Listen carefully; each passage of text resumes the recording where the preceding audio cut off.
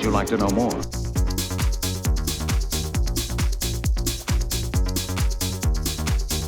Would you like to know more?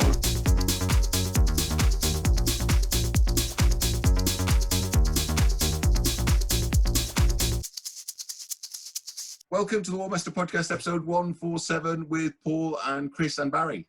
Hello. Hello. We've got Chris back again because he's lead developer, or second lead developer on the Cathay developmental army. Thank you. Nice to be back after last time. After that, it was very well received. They wanted rid of me and you, Paul, to be honest. They said, fire those two goons.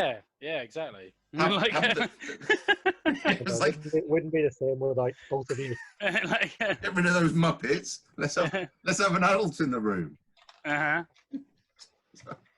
I'm just saying what the people were saying. Anyway, so Chris is back to talk about something sensible, and yep.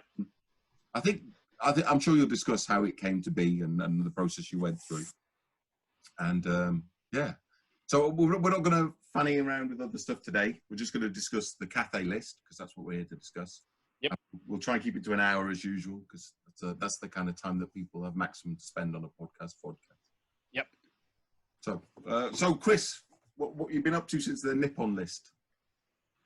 Not a lot. The lockdown came and I did actually we recorded the last one during lockdown. I spent a lot of time doing not painting stuff but converting things because that sort of fitted with the amount of time I had available. So I've got lots of nice little things when I get round to painting them, like sitting in front of me here. I don't know if you can see that. You might spot it's one of the sort of everlasting spells from one of the Warmaster sets, and I put it on one of the wizards from the Cromedy Forge Vampire Vikings thing. So it's going to be the Horn of Resounding in the Norse army, using something out of the bits box. It should paint up quite nicely. And just for you, Barry, some ogres. Ral Partha do this rather nice big beastie. He's a big lad, isn't he? With a little bit of work, you can get a couple of Blackgate ogres onto the top of, and so that's going to be like a character mount. It sort of looks like one of the Thunder Tusk or Stonehorn things from Warhammer, but no special rules. It'll just be a different version of the Rhinox stats. Rhinox. So when they did ogres again, they brought even bigger stuff, didn't they? So the Rhinox cavalry are not the biggest now. There's a new big boy in town. There were Mournfang cavalry they did. Forge World did Rhinoxes that were actually even bigger than the Mournfangs. And then the biggest one was two large beasts. There was a Stonehorn. Yes, Stonehorn. That's it. Yeah.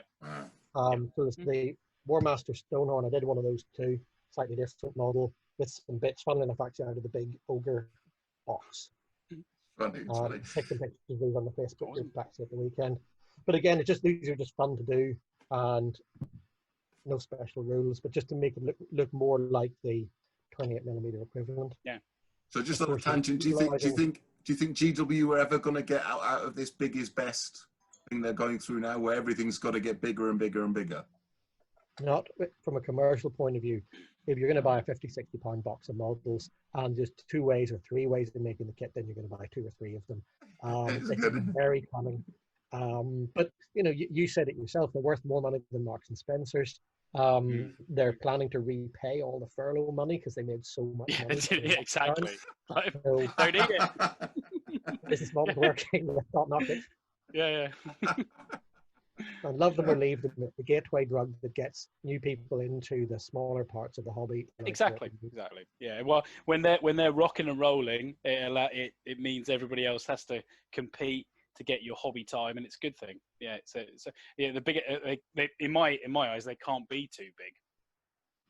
Well, there were some bad years back there. Let's not delude ourselves. No. I'm talking about in the current picture. It's not a case where you want, GW are getting too big now. No, I don't think such a thing can actually happen to them. It's like no, like they can go supernova if they can manage it. So because it will force others to compete, and so be it. Yeah, so it should. Right, come on then, Chris, let's get on to Cathay then. So how did we end up with Cathay? Okay, there were 2 lists that were left to be done. out of the original trial armies book, of the ones that we were going to do. There were some lists that were blatantly not sensible, like the Dwarf Engineering Guild list, which is... Oh no, I've just built it! It's in my fridge, all ready to go. I've got a life-size balloon. I know how much you love it, Barry, and you burst a blood vessel every time we even mention it. It just makes for such a balanced, entertaining gameplay experience. Sitting there annihilated by cannon. Because this balloon is in the air, it can see you. Like, that's your hero, though. Right. Okay, let's if we think about lists, because there's often a lot of talk about, and every time another list comes along, somebody says, "Oh, I'd like to finish the list that I've got with," or "Why isn't there a list for this other thing?" And I think we need to really talk a little bit about the sort of developmental process, that you can have an idea for something, you can put it down on paper, it may be great to you, but other people actually should look at it and play with it a bit before it starts to get out there into the wild. There are certain lists that have been around for a long time. The Trial Armies list of Cathay had been around since 2009. The Nippon one was more untidy for reasons we talked about when we released the Nippon list. And the Cathay one was really the last of the lists that we thought we wanted to do for the moment, before we put other things out there perhaps. But the Cathay list was a mostly infantry army with lots of humans, and very, very little else. The main person who has been making this happen is Jim Beach. And Jim really should be sitting here doing this talk about it now, but Jim's a little bit shy on internet land for various reasons, and that's why you got me back again. But Jim's done a huge amount of play testing. I think he's probably one of the few people in the UK who's got this army ready for painting on the tabletop, ready to play on the tabletop. And I think a lot of the time he proxies it as a Dark Elf army when he feels like playing Dark Elves.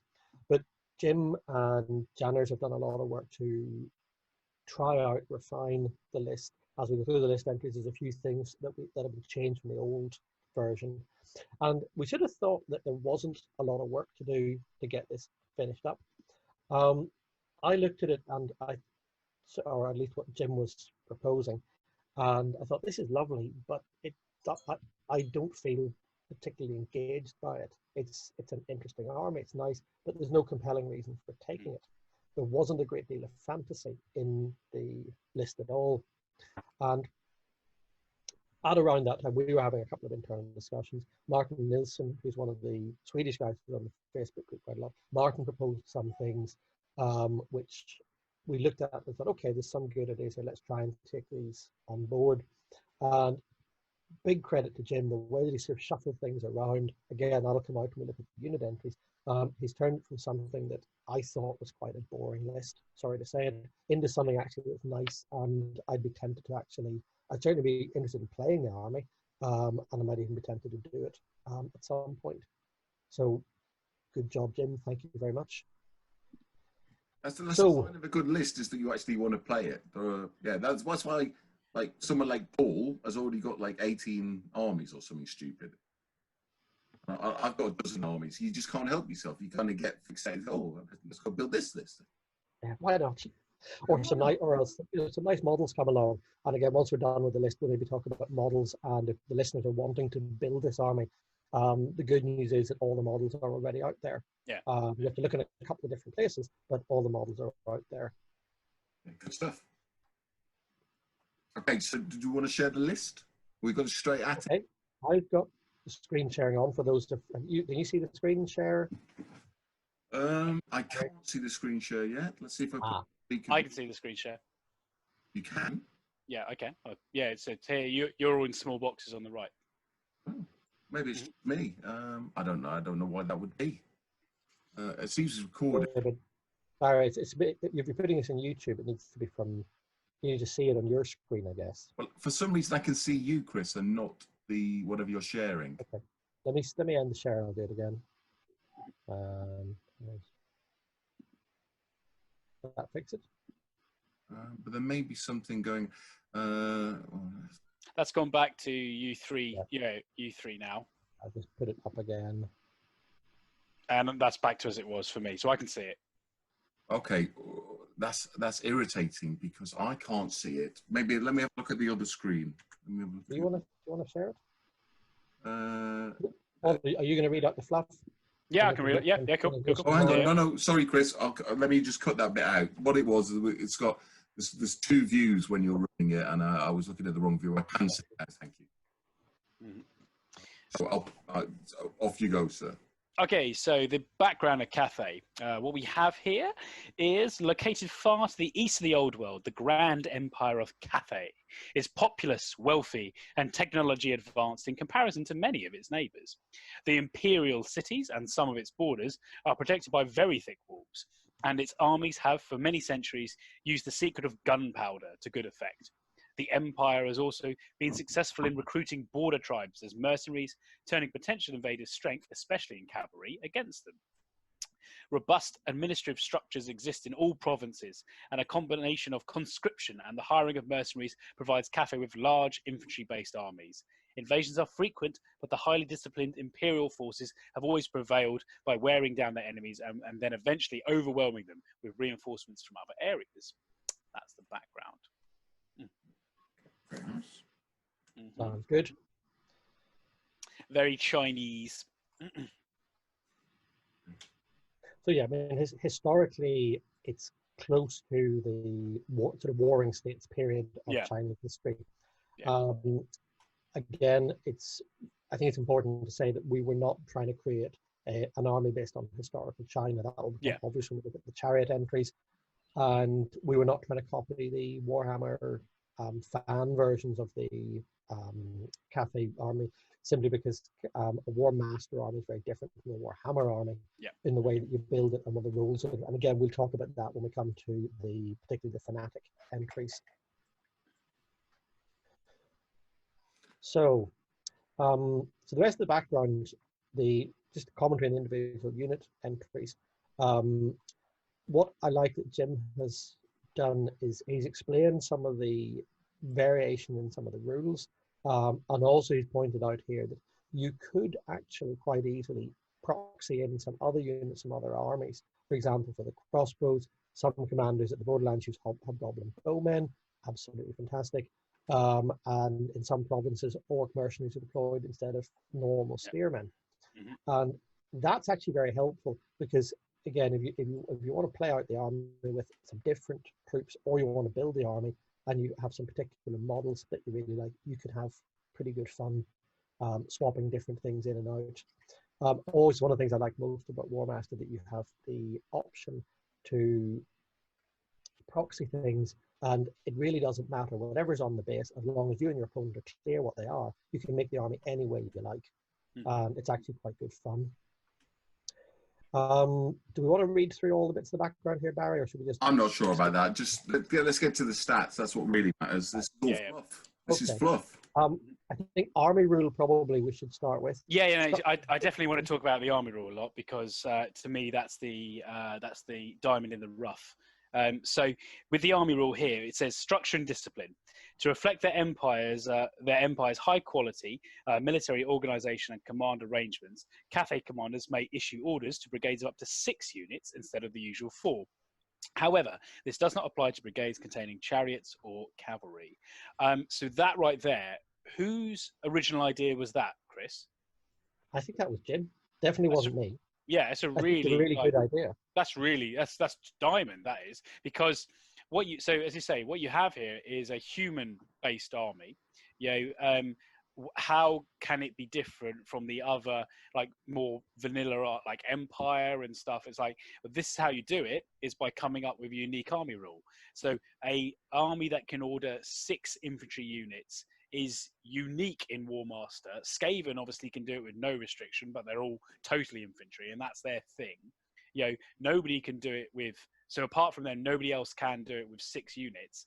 That is straight away, to me, stands out as the reason, like, as in that is a big thing to play Cathay, is you can have a lot of these troops in one go ordered about. I think to me that's really good. That makes them different from Bretonnians, makes them different from Empire, makes them different from Nippon, Kislev. It goes on and on. Yeah, when he first proposed it, it was all units. So it would have been cavalry as well. Yeah. And then we actually started looking at some builds and realized actually that with the numbers of troops that you were allowed, the number of mounted troops, you'd end up with two big 6-unit blocks of cavalry and chariots potentially, which would have been a bit difficult for your opponent to deal with. Well, also it's going against what you've stated in the fluff is what is a Cathay army. It's predominantly infantry. If we're saying that the Cathays can ride horses, they just don't have it in many numbers, and they tend to pay other people to do that for them. Yeah. So yeah, very nice. And as you've both said in this podcast many times, you change one core rule and the whole army plays completely differently. Yeah.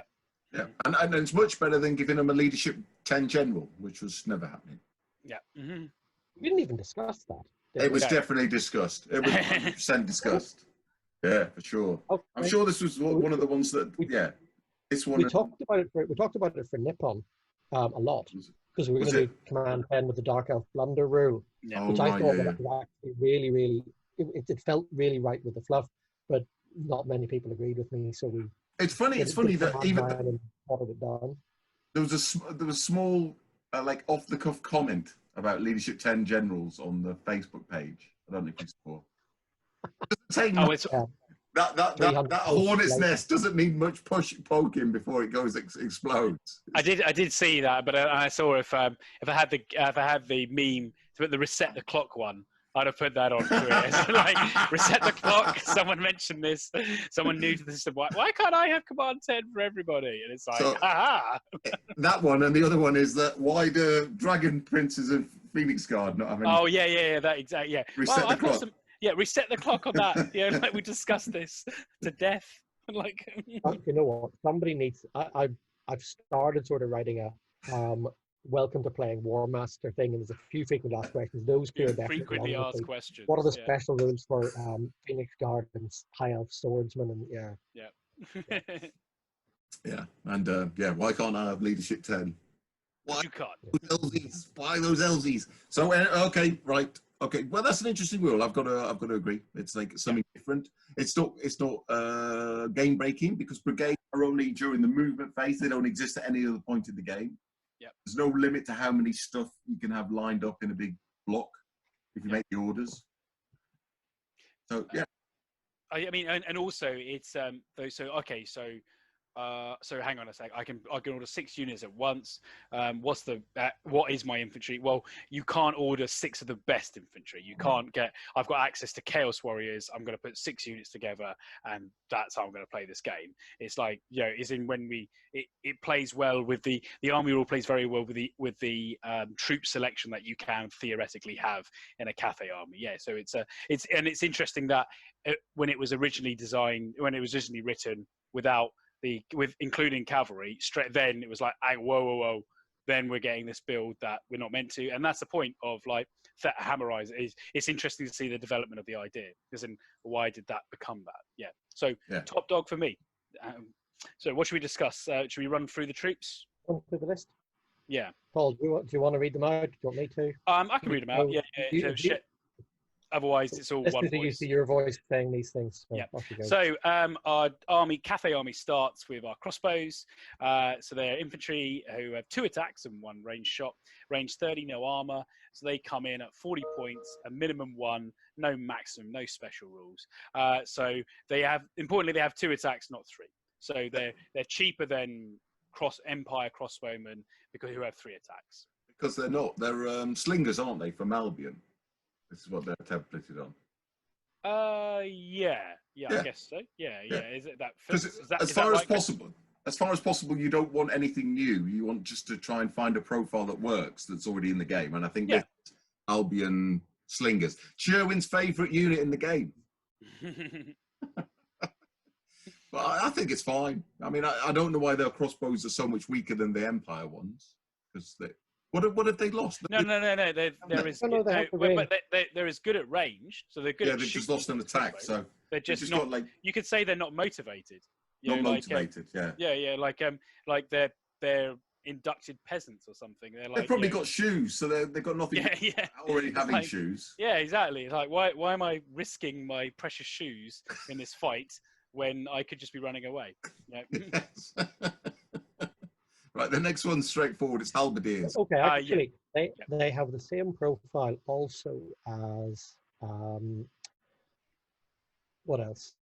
I don't know, nothing. 30 centimeter range, don't they? So they've got the same profile as Tomb King's archers, although the Tomb King's cost 5 points more. Therefore, the Tomb King's archers are 45. They got some special rules. Yeah, but then see what also takes into effect is so with any of the infantry in this army, you have to also factor in the fact that they have a unique army rule. So which they're not totally vanilla. None of the infantry units in this army list are going to be totally vanilla because they all have access to. There's an army rule which they all have access to. But I don't think we've charged anything for that army rule. No, it's but it's fair enough. Yeah, I mean, because I mean, it's another debate from a different topic whether like the being undead is more of a benefit than a negative. Because it gets charged as a benefit. Stop painting and pay attention. Come on. Yeah. All right. So the next thing. The next thing is spearmen. They're 3 attacks, 3 hits, 6 armor, 45 points, maximum, and they are a straight port from lots of lists. Let's say Empire Halberdiers for a start. But they can't, and they got option special rule 1, which is I guess is what special rule 1, which is Terracotta Warriors. So at no points cost. Any of all of the Army's spearmen units can be designated as Terracotta Warriors. They deploy normally with the start of the army, but can only form brigades themselves. So, deep negative. Also, they can only give or receive orders or support to each other and can only be ordered by sorcerers who will gain +1 command when doing so. So, also quite a big debuff. They cannot act on initiative, debuff, unaffected by terror, buff, or enemy within 20, buff, and cannot be confused, buff. So, that's quite interesting. Yeah. But the issue with the Terracotta Warriors, they do exist in a few versions of Warhammer Cathay, and it doesn't feel like a proper fantasy Cathay list unless you've got them there in some shape or form. Yeah. The obvious way to bring them in would have been via a Raise Dead spell, but that's a problematic spell for those of you who've played against undead recently or ever. And we should have thought about that, but it really seemed a bit too easy and a bit too powerful. Jim then came up with this, and this again one of Jim's nice ideas, that you can just swap out some of your spearmen if you want to have a very big, sort of solid, non-confusable core to the army. The debuffs are actually quite interesting. It can only be ordered by the sorcerers. The sorcerer normally has a command of 8 or 7 rather. 7, 8 when he's ordering the Terracotta Warriors. However, the interesting twist on if you want to have the dragon is an upgrade to the sorcerer. So actually, if you take the Terracotta Warriors, you're significantly restricting your ability to command them if you have the dragon as well, because you would take 2 sorcerers and upgrade 1 sorcerer to the dragon. Definitely. Yeah. So that's a very interesting twist. Very, very Jim way of doing things, but I like it. Yeah, because with Terracotta Warriors, so what are they? Okay, so they're constructs, aren't they? So like, as in now, so what you could say with constructs is that are they made of like much harder material, so they're very hard to break. So then you might style them on like dwarves, or are they made much more brittle and thus more comparable with flesh and blood humans? So it's because you could, like, I had when I was designing like ideas about this, it's like I thought about basing them basically off dwarf warriors as my idea, because I thought, terracotta warriors, they'd be quite, I don't know, in my head I imagine they'd be quite tough, but this is certainly an interesting way a good way to bring them into the army list. The important thing is that they are there represented in some way. I'm trying to remember how big the Terracotta Warriors are. The actual ones in China, relative to the size of a human, I think they're slightly smaller than the humans who are similar. So what you could potentially do, if you found some 6mm Chinese soldiers, you could do it with that. Dancing Yak, controversial subject. He has some STLs for Terracotta Warriors on his site that you can buy, and you can scale them down when you're printing them, I guess. But and then it's a painting job. Yeah, it's so many ways you could represent this unit type. It's only limited by your imagination. Like you could even take like, I don't know, say you can even do dwarf warriors and paint them like stone if you wanted to. Or like ghosts, or like however you wanted to represent them. It's you're only, say with this, you're only limited by imagination, and the way to, like, I really like that as a really good piece of army list design of how to include them in. Yeah, and I think for me, stone feels better than just the standard way of representing spirits, where you spray them white and dunk them either blue or green. Yeah, nice, easy paint job, but I think something with stone would be better. But again, that's not going to affect the game at all. It's how you want to represent it on the tabletop. Yeah. Okay. Handguns. Handguns, infantry. So little different here. Attacks nothing, and then 1. So 1 ranged attack at range 15. 25 points, only size 1 stand, no min and max. So it's all in their special rule. Handguns. Any of all the army spearmen can be upgraded to include handguns within their ranks. Their range is only 15, but the projectiles can pierce armor far easier than an arrow or crossbow bolt, therefore count enemy values as 1 worse. They get the armor piercing rule. So for 25 points, you change the unit of spearmen into a unit of handguns, essentially. So it's an upgrade to exchange spearmen to have a ranged 15 1 attack each, armor piercing.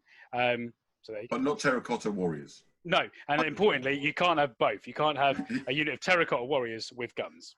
With handguns, yeah. Yeah, that don't work. Fair enough. That's something. I'm just looking at the thing.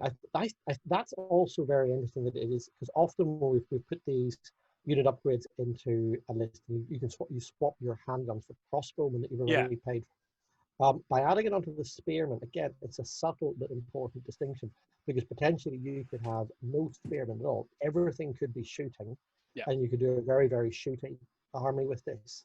And lots of them with handguns on the -1 armor, so that's pretty significant, even though the range is a bit shorter. But it's a defensive weapon, isn't it? It's the equivalent of having a charge when you're charged, because you still get your 4 attacks. Mm-hmm. But it is quite expensive, 25 points. Yeah, 25 points. So that would make a unit of these handguns would be 70 points. Yeah, that'd be quite pricey for 3 hits and 6 up armor. It's quite getting pricey for it. Empire handgunners are what, 65, but they have no armor save. Yeah. So it's 5 points more than an Empire handgunner, but you have 6 up armor. And less range. Under 15 range is big. Yeah. There's a unit in the Kislev army, isn't there? Red Guard, who are like they're like elite foot troopers, aren't they? And they have ranged attack. So they're sort of comparable to those, I think. Yeah. Okay. So ogres.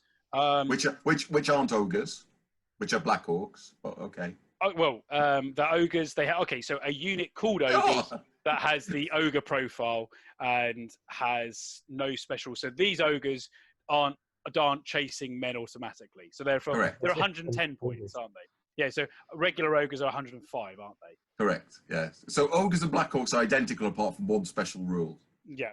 Oh, okay, yeah.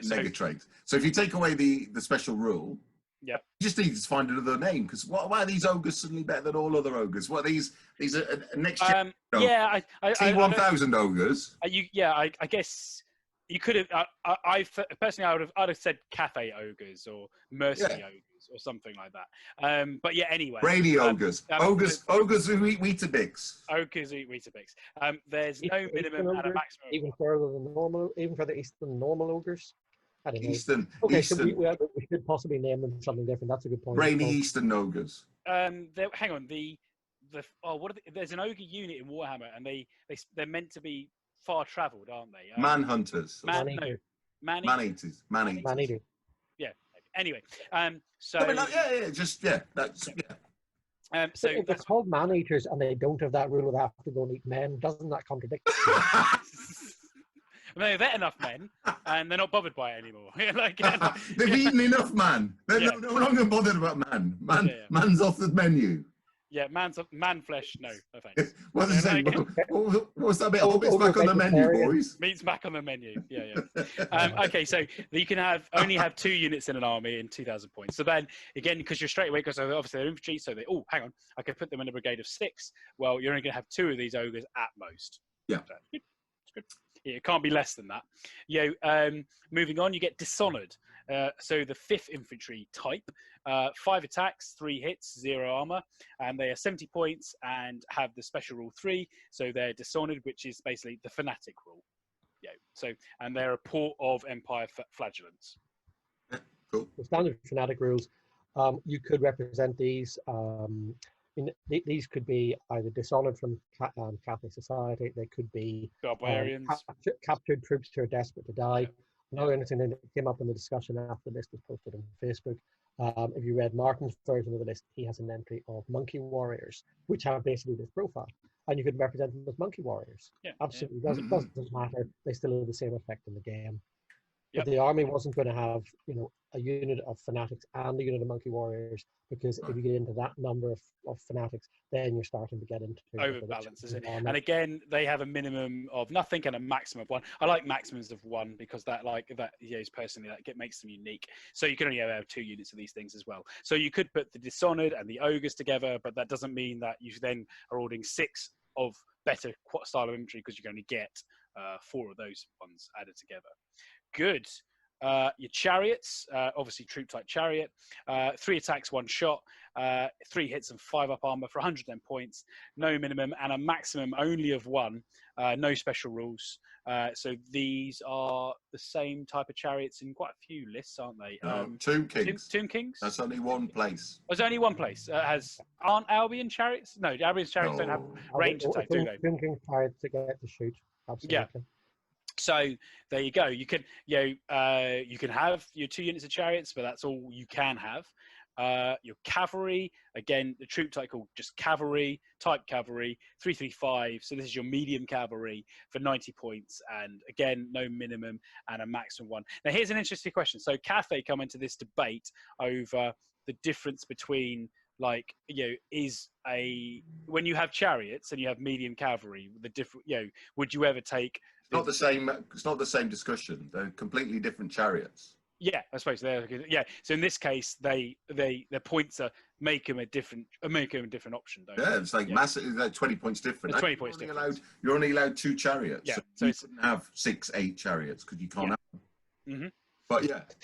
It's worth actually pointing out also with the chariots, these are standard War Master chariots, which are on a 20 by 40 base. Yeah. Ancients and medieval, there are a number of armies that have chariots on 40 by 40 bases. Yeah. Some of the sort of ancient. They're like your heavy chariots. Very sort of Hittite and that kind of armies, and also the Chinese Warring States armies, 40mm bases crop up. Yeah. So why not do that? Partly because we're not going to recreate history. We want to keep it all standardized for War Master. Yep. And also at the end of the day, it's only 2 units. It's not we're breaking people's collections and saying no, God no. We're not saying if you had a historical Chinese army, you can use a lot of it for this, but there will always be a couple of extra things you've got to paint up. Yep. Not too many.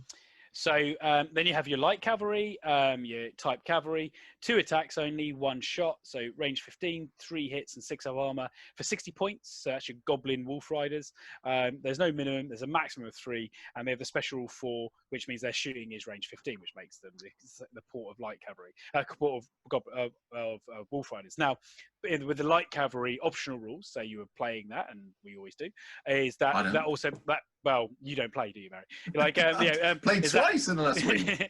That makes them the better version of getting access to both parts of the light cavalry optional rule, which means that they can evade in any direction, which is really good for light cavalry, gives them a role, and also being this type of light cavalry means that they can only be chased by other light cavalry to the front, only be chased by other light cavalry or something that can chase them like flyers or chase anything.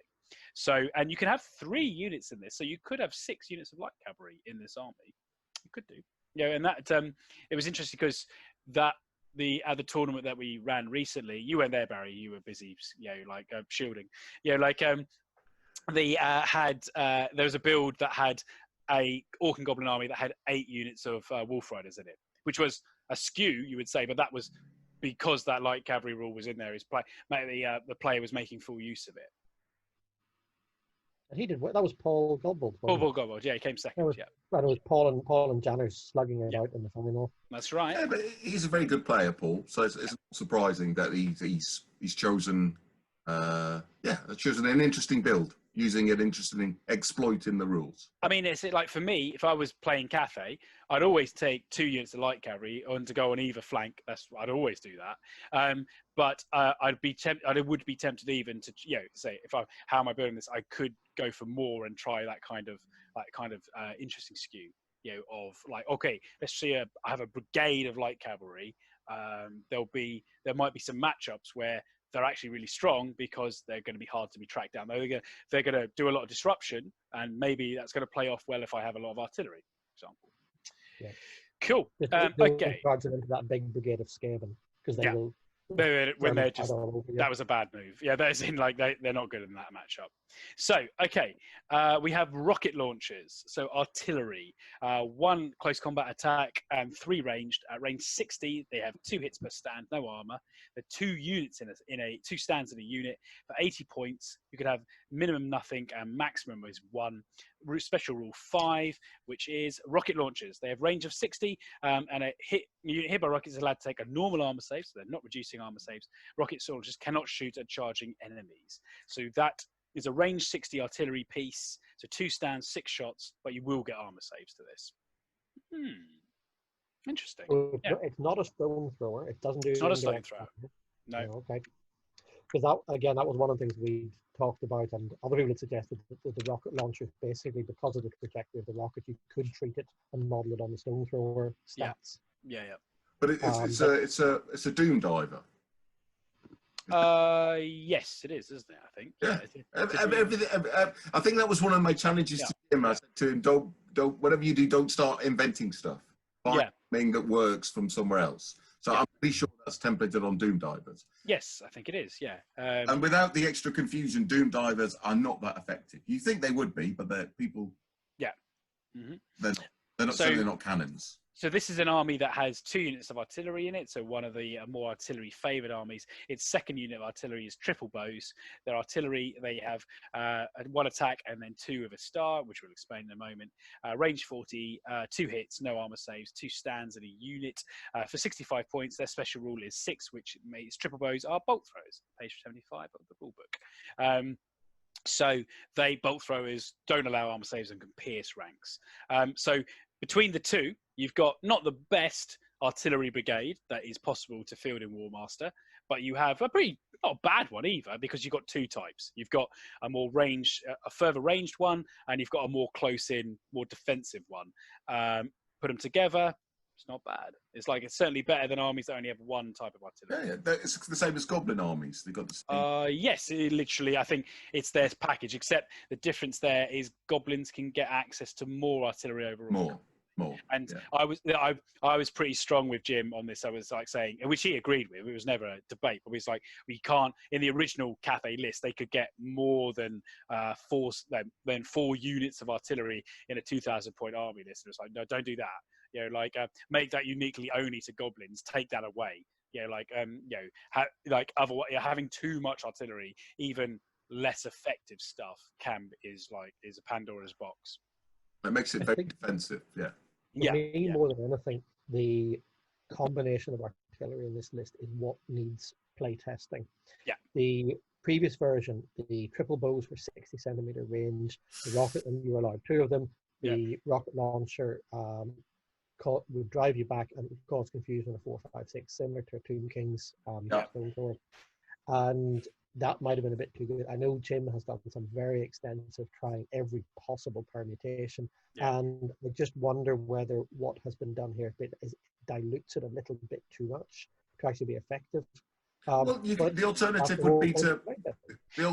would be just put in stone throwers, which is a template you can use, and also, but the 60 centimeter bolt thrower had no other place in the game. No, it had no comparison. Absolutely. I mean, in total, the what artillery they get, I think it's worth keeping an eye on as it goes out to other people to play around with and see what other people's experiences are. Just like we're doing with the Nippon list to see how it fares. No, it depends in a sense because the key thing here because the rocket launchers are range 60, but you get armor saves as normal. There's no negatives. There's no armor piercing. There's no armor saves. So they project out 6 dice worth when they're together.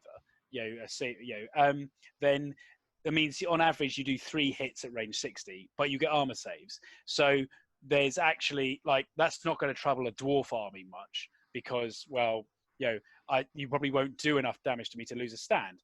But in a unarmored army walking around like Albion, for example, that will actually do some damage because they've got a lot of units that are only 3 hits with 0 to 6 armor.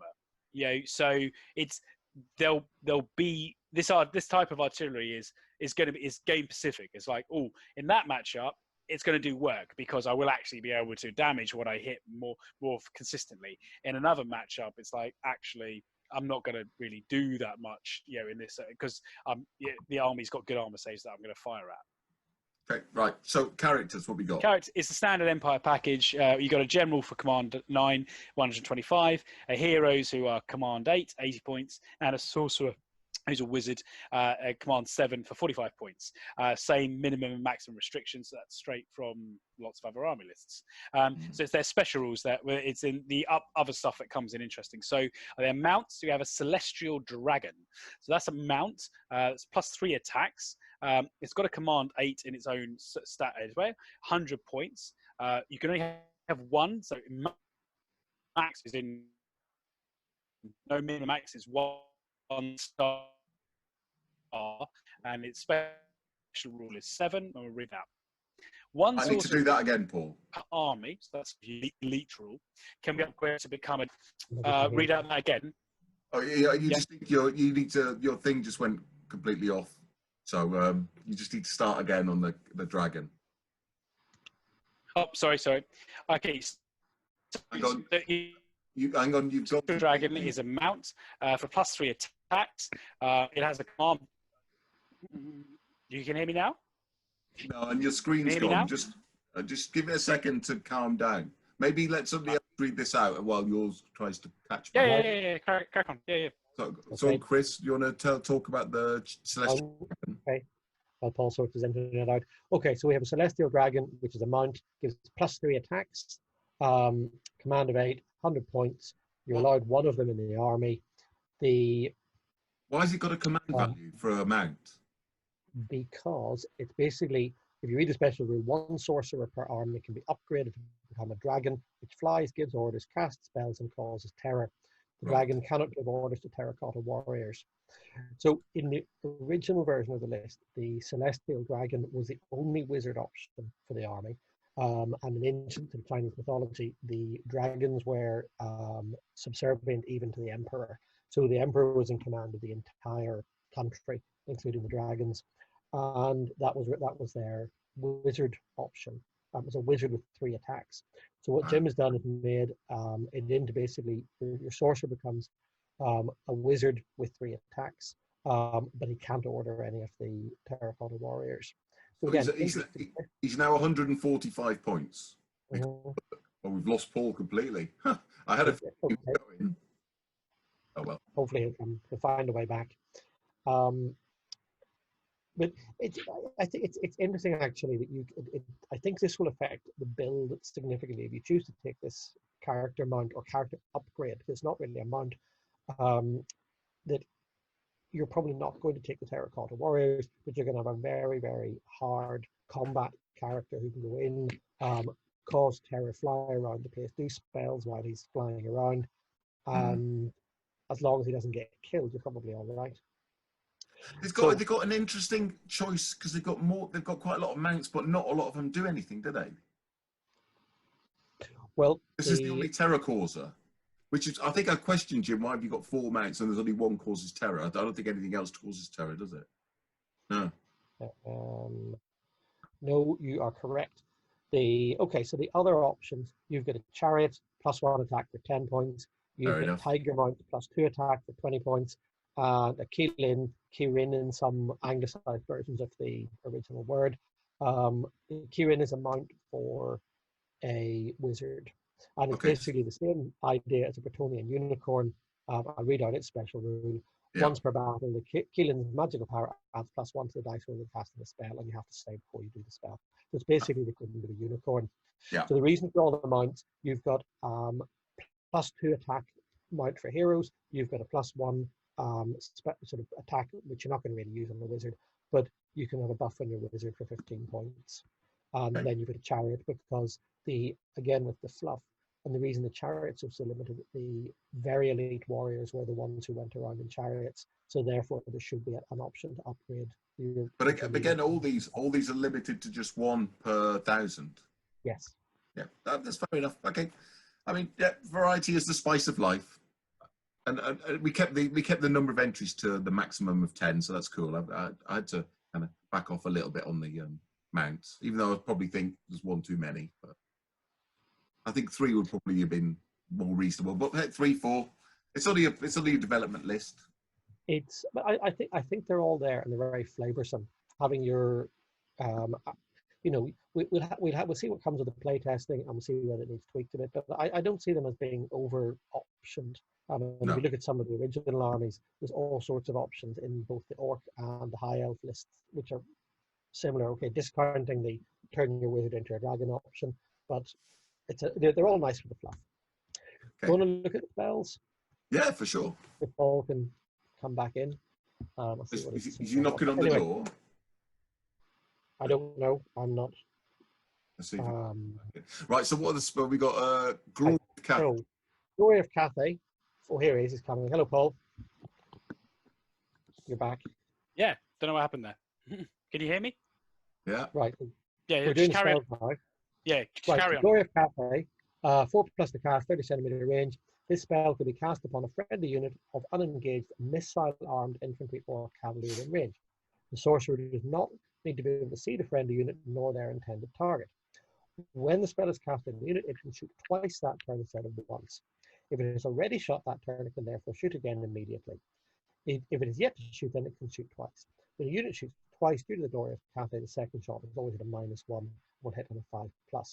So this is basically the Heaven's Fire out of the high elf. Yeah. Okay. I mean, it's so rare you actually get this off and then it does anything. But I mean, it's if you got nothing else to do, it's something you can do. Lion Dog's attack. I'll do Lion Dog's attack. 4 up to cast, 30 centimeter range. The spell can be cast on any enemy unit within range, regardless of whether it's worth a or not. The spell takes effect until the end of the opposing player's next turn. While the spell lasts, the unit cannot charge, and if engaged in combat, will not pursue or advance. Even units that are obliged to charge, pursue or advance, will not do so if affected by this spell. Doom and Despair? Yeah. Yeah, this is a very, very, very effective spell. Luckily, they've only got 2 sorcerers, yeah? They can only do the 2. Yep. Because like your Tomb Kings, they can cast this 4 times a turn, and that can really change the course of a battle. Tomb Kings and Dark Elves have this spell. I think one of the other armies. Lizardmen have it. They have 3 shots. Yeah, it's a very, very strong spell because it takes the best piece on the opponent's army out of the game most of the time. Okay, spell number 3, Ferocity of Tigers. 5 up to cast, 30 centimeters. This spell can be cast on a friendly unit engaged in combat. The spell can be cast without line of sight to the target. Spell lasts for the duration of the following combat phase. Every standing unit adds +1 to its attack values and becomes immune to terror. Yep. That's a good spell. Yep. Yep. Buff for combat. That's done. And one extra attack per stand, not 1 attack per unit. That's significant as well. Yeah, that's so good. Mm-hmm. And then the final spell, Tranquility of Heaven, 5 up to cast, 15 centimeter range.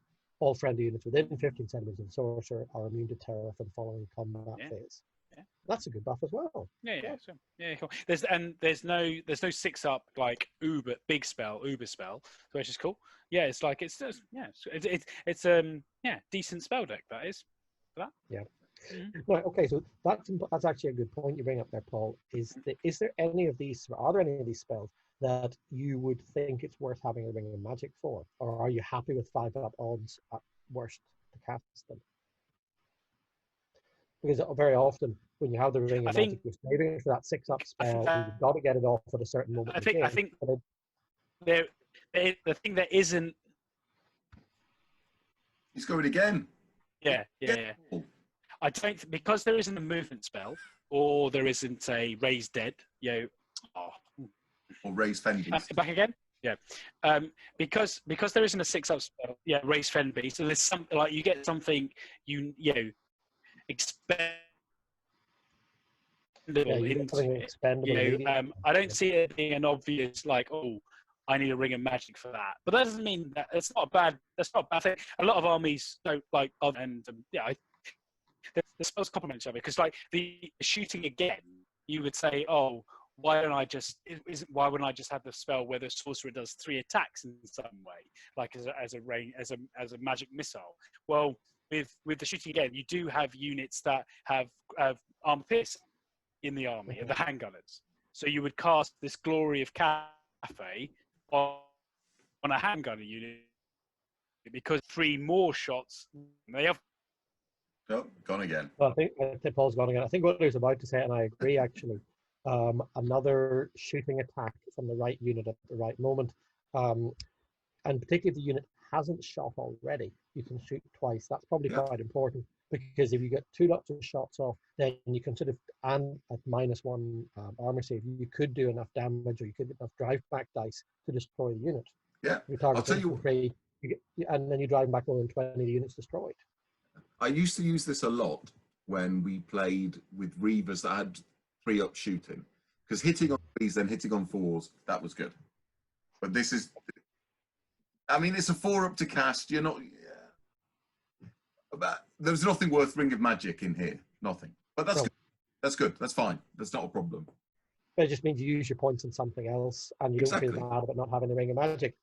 But it's just an interesting thing for the listeners who are experienced players and they're reading the spell list and thinking, I always think, is there something in this list that's worth taking the Ring of Magic for, or you're building a strategy around having to get that spell off? And there's nothing here that requires that, I don't think. No, but what on the flip side, still a good spell list. Yeah, it is a good spell list. It's a consistent, like, I think the Tranquility of Heaven, I'm not sure where that's templated from. That feels different to me. Maybe that's one. Maybe. I don't know. One of the Bostonian defensive spells. Possibly, but it doesn't. No, I don't think so. But I mean, it's not a groundbreaking spell. It's not like raise 6 units of Terracotta Warriors or anything silly. So I think the interesting thing about this list is how many different lists I've already built in my head. That there are there's like a massive variety of lists to build, which is good. That's what you want. I think it could be good fun. And again, credit to Jim. The spell list is the one that he's sort of worked out, refining the slightly messier one in the previous version. And I don't think there are any redundant entries. You can see a place for all of them, and there's nothing that you'd want to swap for anything else. I think that's pretty good. So what's the process now? You've released this document into the Facebook page yesterday, as far as and then there's going to be a period of play testing and people being able to feedback and stuff, and then it will go to some kind of verification process in the future along with Nippon. Yeah. Yep. Now, whether that is with the current situation, whether that extended play testing period is going to be until the end of this year, or maybe it could be till the end of next year, I really don't know. It's not easy to play games at the moment, I've got to be honest. No, that's true. I've played a couple, but I mean, yeah, I wouldn't say there's a lot of games being played anywhere at the moment, in general terms. But at the end of the day, there's not a great deal of hurry, and the list is, it's been play tested a lot, and we think it ought to be fine, but there may be a little bit of tidying up to do right at the end. We should mention a little bit about models, perhaps, for people who want to for sure. do the army. From the bulk of your army, there's probably 3 main sources. Source number 1, Magister Militum, they have all of the human troops, very definitely, in their, I think it's QIN codes, so their kin warring states range. They're nice models, very nice. Other one, Fog of War. Fog of War have lots of different ones for the different factions that you would have, the different states that you would have had within war in China. Very nice models. The cavalry is a little bit closer to 12mm in scale from what I've seen, so it'll scale nicely with Games Workshop stuff. More so perhaps in the Monster Militum true 10mm scale cavalry.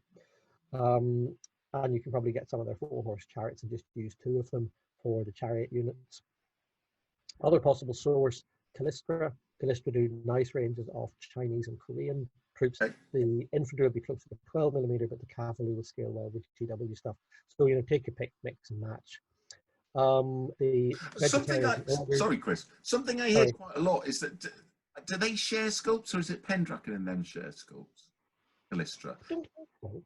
Everybody keeps saying all the same sculpts in different scale. Well, that doesn't even make any sense. This is before 3D printing. But there's no way of getting a sculpt in 10mm and having the same sculpt in 12mm without resculpting it. I have not seen. You could be talking about the fact that the Pendragon's new-ish fantasy line, which they call Warband, it is more closer to 12mm than 10 for some reason. For 12mm miniatures company, and Callistra stuff has always been 12mm. I don't think the sculpts are the same. Oh, I never saw it either. Again, but I've not seen. For example, I've bought some of the Pendragon Dark Elves recently because they don't have any cloaks. They're nice for converting. You can snip the bases off and put them into cavalry, which I'm doing a little bit. Paul's asking to get back in if you want to. Okay. Again. Third time's a charm. If you get kicked out this time, I'm leaving him out. I've not noticed anything in common between the Pendragon sculpts and the Callistra ones. I don't know. I'll check again, but I think that's just I think it's just an off-the-cuff comment somebody made in a Facebook page, and I wasn't aware of that. But. So what else do you need to make for your army? You need to get some of the vegetarian ogres. I'm sure Blackgate do. I know some ogres that are suitable for that. I don't know if they're that well behaved. I don't know if they could be weaned off the man flesh. The vegan ogres. Vegan ogres. The bogers. I never understood flesh tasted so good, and like elf flesh, was that too bitter? There's no meat on it or something. I don't know. That's the recipe channel on Ogre's Facebook or something like that. And the dwarves are too hairy. Obviously, there's a lot. It's just too hairy. Too hairy. Too sinewy, probably. But if you want meat to be tender, if you're buying cuts of meat in the supermarket, you want the meat that the animal hasn't used much, which is why fillet is so tender instead of some of the working muscles on your average cow. So maybe that's what it is. Dwarves and muscles are too tough. Okay, well, I've probably got plenty of unworked meat on me then, well rested. Just other things for the models for the army. It's worth saying that Eureka do some nice Fudog and Kirin type cavalry. So if you wanted to have a slightly more fantasy flavor for your cavalry units, you could model them with some of the Eureka things. And as Jim has pointed out in the fluff units, the crosser units and the light cavalry, they could well be hobgoblins. So you could perhaps use some cobblestone models, because the cobblestone orcs work very well for hobgoblins. Or if you've got some goblins somewhere, you could use the goblins, just normal goblins and goblin wolf riders. So again, it's however you want to represent it on the table. Your dragon, there's quite a few different options. Reproduce some things that are suitable. The dragon, because there's only one per army, it's probably something you're going to spend a lot of time making a nice piece and painting it nicely. Paul's come and gone and come again. He's nearly back. I'm here. Fourth time lucky. This is your last time. Last chance saloon. Sorry, I should have tried to do the call on my gaming laptop. Sorry, apologies. So we're nearly finished. I think we're just. No. But it's more. It's good to come back. Good to come back and say goodbye. Yeah. So right, for Chris, if I don't like something, or if I particularly like something, how do I get that? You. In terms of feedback on the list? On this list. Because I can't get to Jim, because Jim lives in Jimland, behind the internet, beyond the internet, in the hills, like a... He lives behind the screen, like the Wizard of Oz. Feedback, please, if you can post stuff on the Facebook page or private message me via the Facebook group. That's always a good way of doing things. I mean, the whole thing here is we want, like everything, when we sit down to create things, we do it because we want to have fun, to create something balanced that's actually playable, create something that you can enjoy with your builds. And I think it'll be interesting to see when all of us kind of go with the army, very possibly borrowing Jim's one to actually play at the table. It'll be interesting to see what works out, because sometimes what works out in your head doesn't necessarily work when you try it with different opponents. As I found with Nippon at Paul's tournament last week.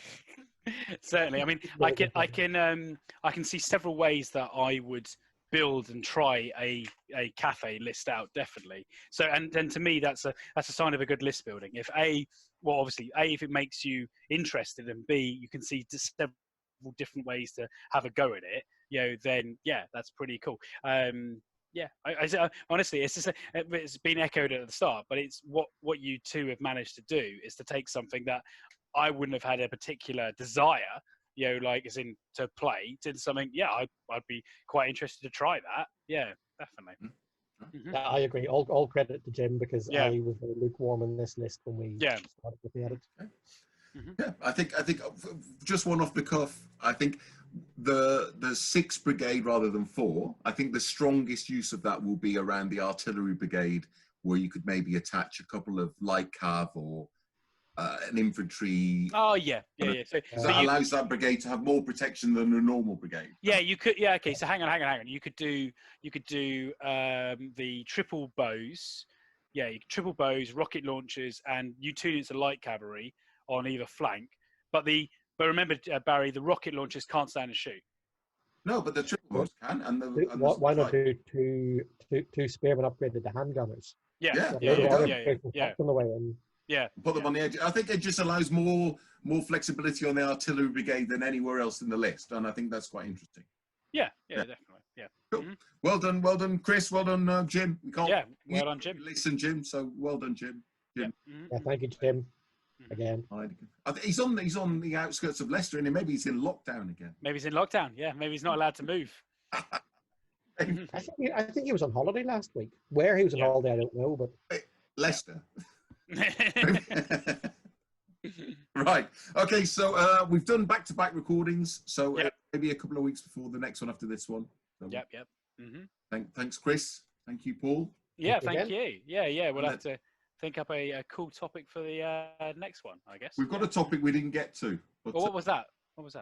We can't discuss it now. There's no point. We'll have to, cool. Yeah. It says main topic 2, but we've already run out of time, so that'll be a good discussion for next time. Okay, next cool. time. All right then. Okay. Thanks for your time, fellas. Have a good week. Thanks so much. Cheers. Cheers, Chris. Bye. Bye. Bye.